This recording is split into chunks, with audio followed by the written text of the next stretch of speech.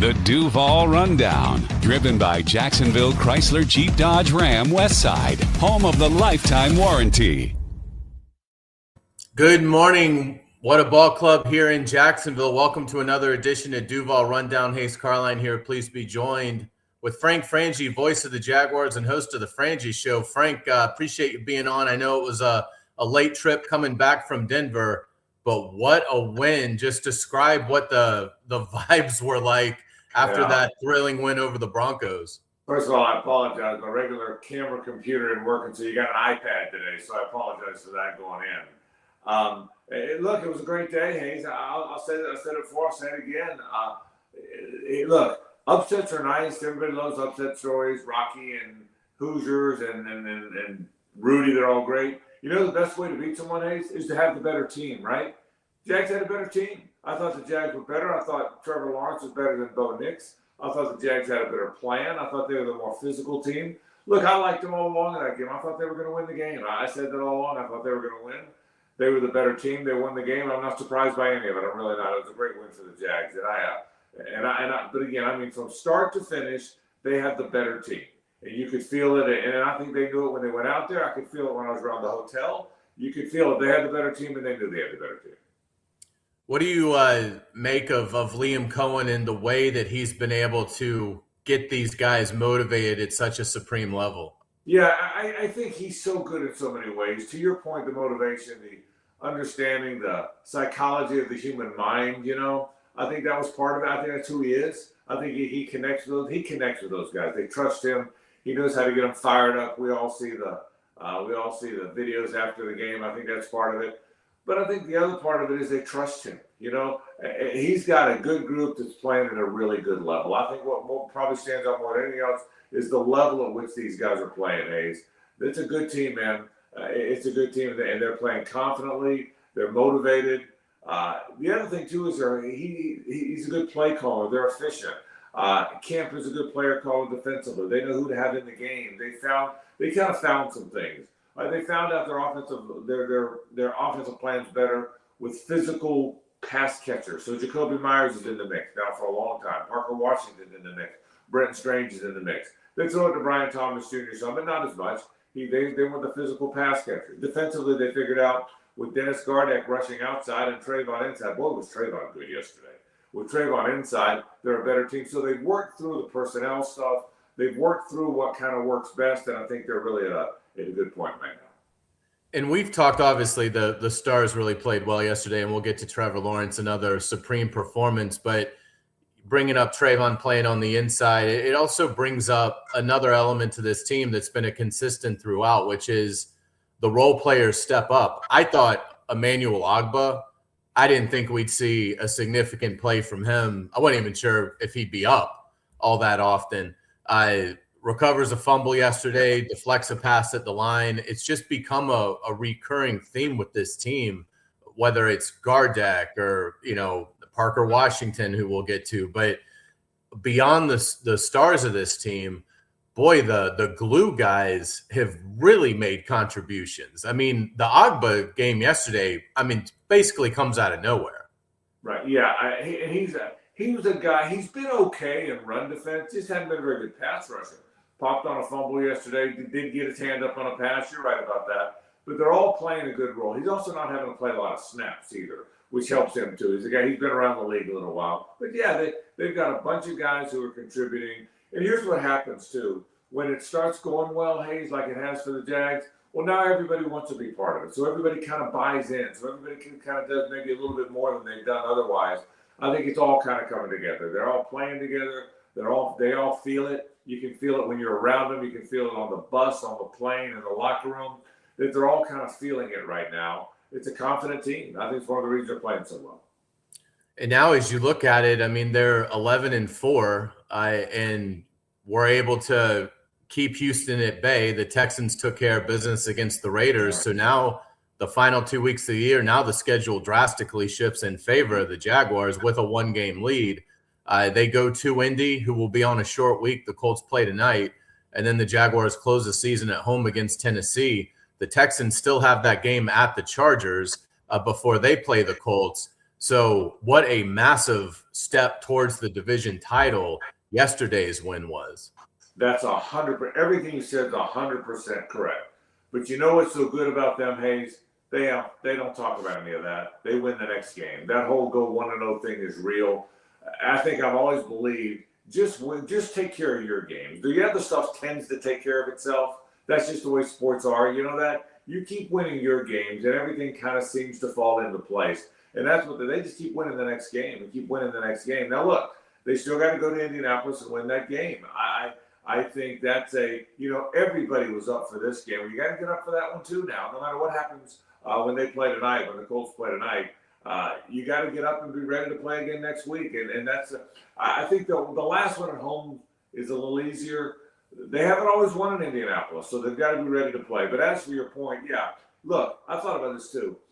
We're flying back on the plane last night, so I'm able to watch the entire Ravens-Patriots game.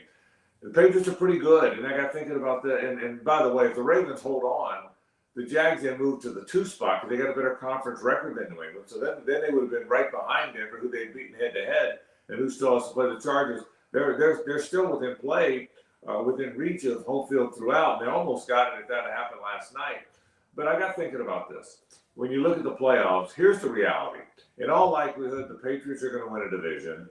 In all likelihood, the Broncos are going to win a division. The Jags, hold on, they win the division. Other than the Steelers, who I think are probably going to win that division, aren't very good, the other teams are all good, including the wild card teams. In all likelihood, your wild card teams are the Bills, the Chargers, and the Texans.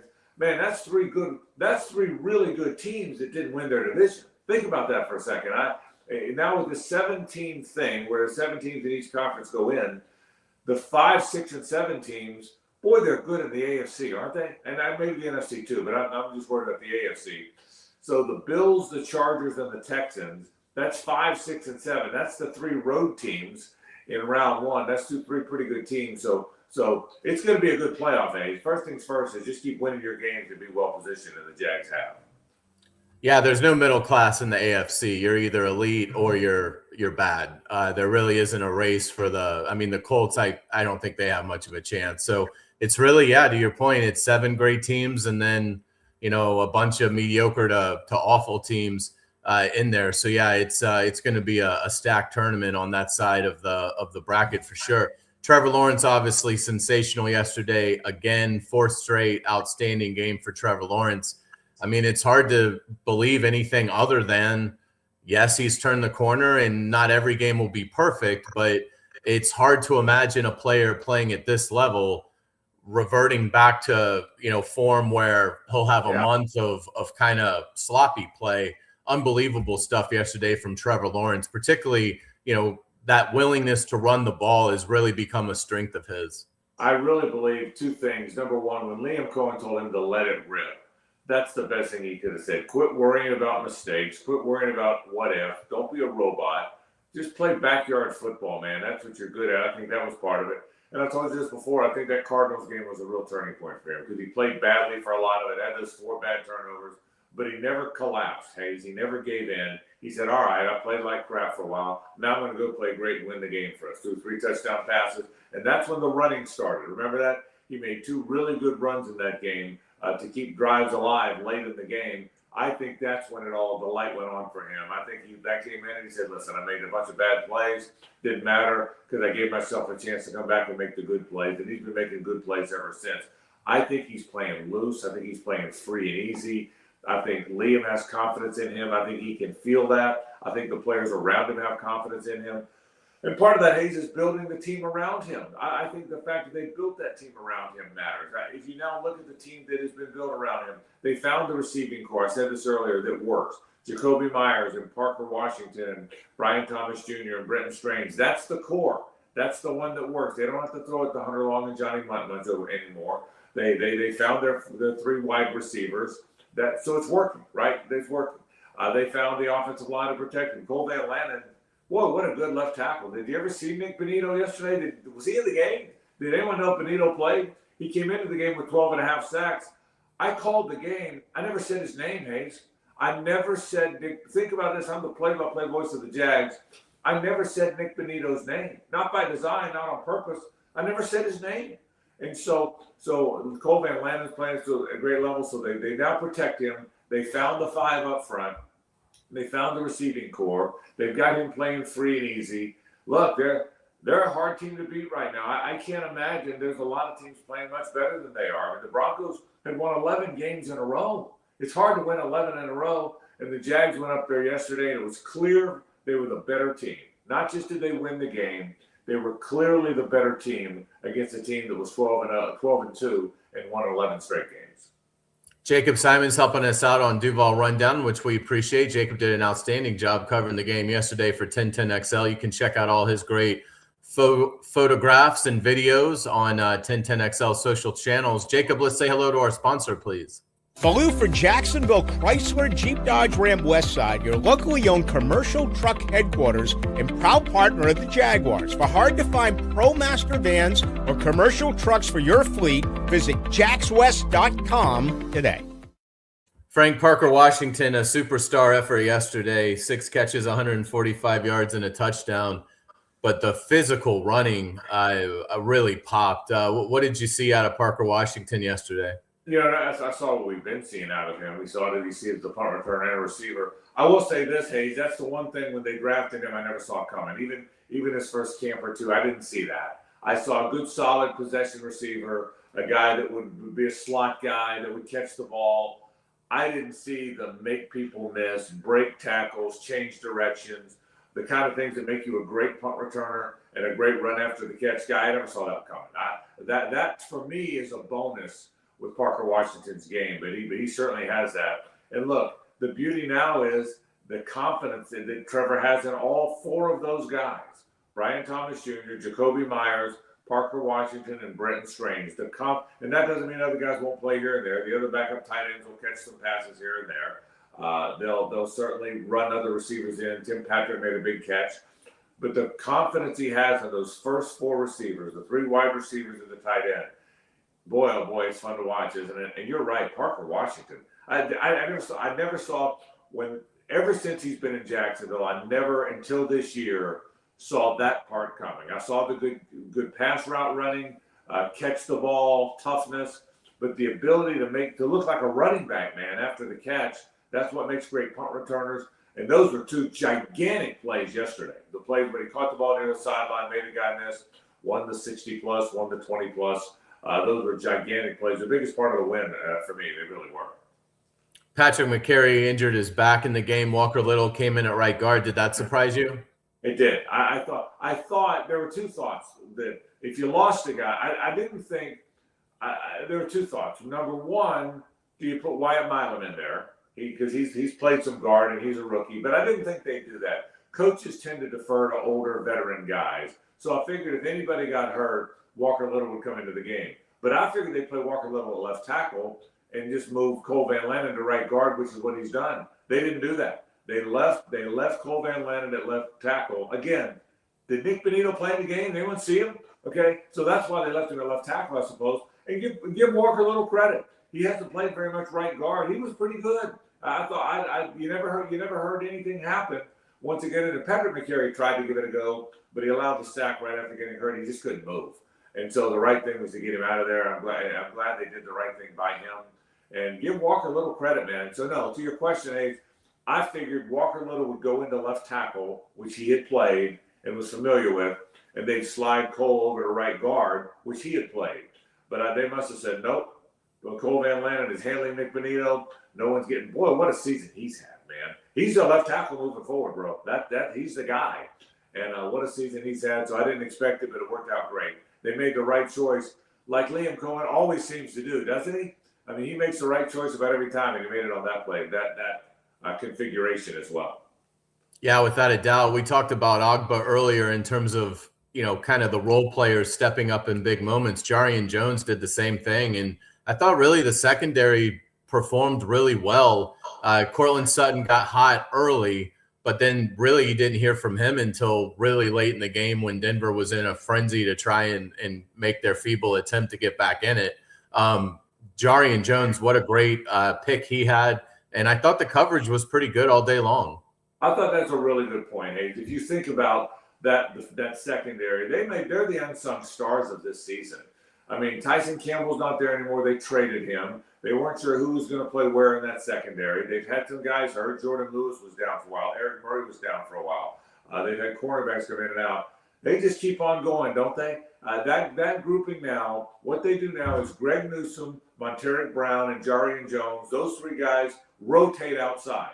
So they all take turns playing those three guys for two spots, and Jordan Lewis is the nickel. Well, Jordan Lewis is out. All of a sudden, Jarian's got to go to nickel. So now those two guys got to play the whole time. Then Greg Newsome gets banged up. So Christian Braswell comes in. And boy, you don't miss a beat, did you? Antonio Johnson, by the way, is playing at a really high level now. So all of a sudden, you've got three safeties. But I'm glad you brought that up. Nobody talks about the secondary guys because there's no stars back there. There's no big money, high draft picks back there. Now, they did pay Murray and Jordan Lewis in free agency. But they just keep right on playing, man. They and give Anthony Campanile credit. They play a lot of zone. They've got their eyes on the quarterback. They know how to play it. But that secondary has been one of the unsung stars of this run, and nobody's talking about them. But they've been absolutely fantastic. They really have. Yeah, without a doubt, it's been phenomenal. And you look at just the team overall success and what they're doing. And I credit Jaguars PR. This is out of their post-game notes, but some really interesting things here. The 11 wins, it's the most since the 2007 season. Liam Cohen is the 10th NFL head coach since 1990 to win 11 of his first 15 games. And I'd like to know how many of those 10 inherited a 4-win team the year prior. You've got 6 straight wins now. It's the second longest streak in franchise history. They're plus 113 point differential in this 6-game run, best in franchise history. But this is the number that really popped to me. The plus 113 over this 6-game win streak, excuse me, it's the best any team has had this season in the NFL. Wow. So not only are the Jaguars the hottest team in the NFL, they're blistering teams over this last month and a half, unlike any team has done in the NFL this season. Just remarkable stuff. Since Arizona, they haven't even had a close game. That game looked like it might get close yesterday, but it never really did. Look, hey, and it's too early to write postmortems and postscripts about this thing, I suppose, because there's too much football left. But let's be honest, this is probably the best Jaguars football team since the 90s, right? I mean, if we're being honest, it's probably the best team they've had since the 90s. It's the most wins. They're going to have the most wins that they've had since 99, probably, because they probably got 2 more coming. The quarterback plays, and there's no debate now. The Trevor Lawrence is right now at worst the second best quarterback in Jaguars history. We know now he's got 3 winning seasons. The only other Jaguar quarterback in history that did that was Mark Brunell. We know, so you look at the numbers, he's about to have a second playoff appearance. The only quarterback in Jaguar history with multiple playoff appearances was Mark Brunell. Think about it. He's already the second most effective, most important, most impactful quarterback in the history of the franchise. And he could pass Mark, and Mark was wonderful. But this guy's 26 years old. He signed up for a long time, and this team has got 11 wins, and they're probably headed to 13. So yeah, it's the best Jaguars football team since 1999. I think I can say that, and I'm not prone to hyperbole. You know that I'm not that guy, but I can comfortably say that's how good this team is. And I think they're just scratching the surface, Hayes. I do. They just put this group together. Baselli and Gladstone Cohen just came together this calendar year, man. You know, so I think the sky's the limit for what these guys can do. And I'm telling you, it was fun yesterday, Hayes. It was fun being around that group yesterday, knowing that they were the better team, watching the Denver fans. And by the way, Denver, that's a great fan base. That place was sold out. They all had on orange jerseys. I didn't know there was that many orange jerseys in the world. They all had them on. And they were loud, and they knew when to be loud. And they were tailgating well before, man. It was like a Chiefs or Bills game, man, a Steelers game. They knew how to do it. And it's a great fan base. And the Jags went up there. Duval showed up too, by the way. A lot of Duval fans were there. But they took it to them. That was a great day for Jaguar football. That was one of the great regular season games in Jaguar football history. It truly was. Absolutely. Well, Frank, we know you didn't get much sleep coming back, so we certainly appreciate you getting up and joining us for Duval Rundown, and we'll see you later today on The Frangie Show. All right, Hayes. Thanks, buddy. What a great win. Absolutely. All right, that's going to do it for us. We'll be back on Wednesday with Ryan O'Halloran. But until then, you got the hottest team in the NFL. Enjoy it, Jaguars. It's an incredible run and hopefully just getting started. Have a great day. Thanks for watching Duval Rundown.